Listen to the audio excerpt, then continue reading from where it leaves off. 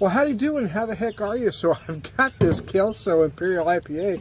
I don't know what that color is. This looks like orange from here. I have a deep amber, I'm going to call it. Let's call it amber. Don't call it orange, Tom. By golly, what the hell, man? Anyways, hey, this is one sent to me from Chad Glover. Thanks, Chad. KelSo established 2006 Imperial India Pale Ale. A double IPA with bold malts and huge hops. Created by the husband and wife team of Kelly and Taylor, something Italian. These 100%... Excuse me, I just had to squeeze the cheese there. These 100% handmade craft ales, hope I didn't get the on you. Glad we don't have smell-o-vision, because that's going to be ugly. Have been brewed since 2006. Mounds of malts and bales of hops. And countless hours of dedication and passion. That's KelSo beer. So you go. I haven't had anything from KelSo before, so I have no idea. Well, I do have an idea because, well, I just drank a glass about this size to do a live video. So I do have an idea. But I've never had anything from this brewery before. What I do know, having had a glass about this size already, is that this is a maltier Imperial IPA than I certainly was expecting. However, since it does say on the can since 2006, if they haven't changed this recipe since 2006, that really makes sense, because 2006, that's really was kind of what double IPAs were. They were big, they were aggressive, they were assertive. They had a lot of malt, they had a lot of hops, and that's what this one does. So, I mean, you can't refer to a beer like this as a malt bomb because there's a whole shitload of hops on the back end. It's just not that fruity kind of, it's not that fruity double or Imperial IPA that everybody wants these days. It doesn't taste like Fruity Pebbles. It doesn't taste like an Orange Julius. It doesn't taste like somebody carbonated a glass of grapefruit juice.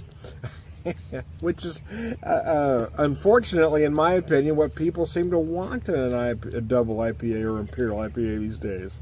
They want that one-dimensional fruit juice kind of thing going on. I just don't like it. I mean, there's been a few of that style that I think are fine. They're decent, but I'm just not in love with them like everybody seems to. Everybody seems to be enamored by them. Oh, we got to stand in line 4 hours because this beer tastes just like orange juice. Well, I can drink fucking orange juice. Why do I have to stand in line for a beer that tastes like orange juice? Quite frankly, I don't like orange juice all that much. I don't want a beer that tastes like orange juice. I like a beer that tastes like a beer.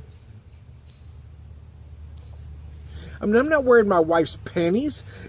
You know, I want a big, aggressive, assertive Imperial IPA, and that's what this thing is. I kind of like it. Actually, I was kind of struggling, and I wasn't struggling with it, but I was trying to find a, it wasn't what I was expecting. I've never had anything from this brewery, but now that I'm on my second glass of this, the more I have it, the more I like it, because it is really what, Imperial IPAs were.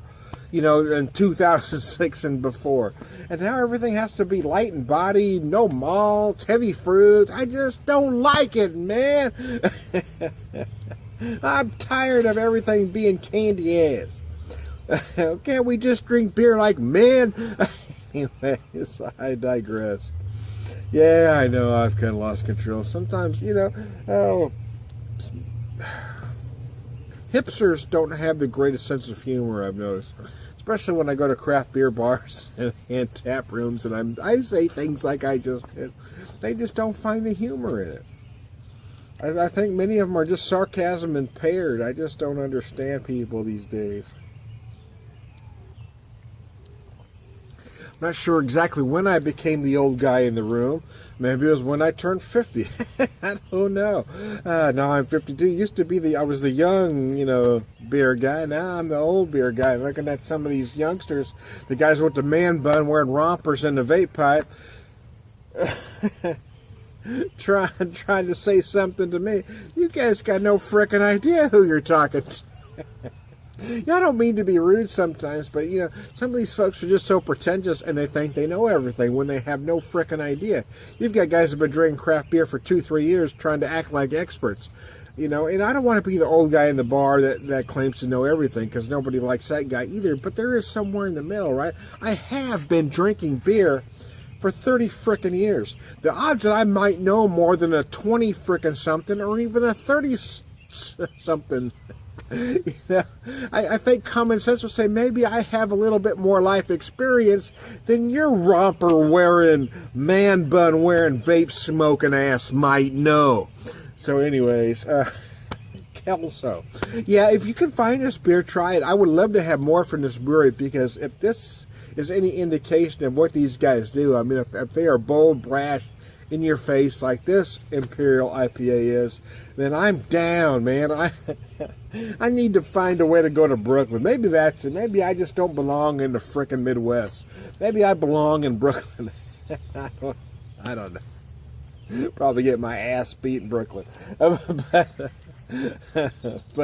I am definitely an odd duck here in the Midwest. I will tell you that.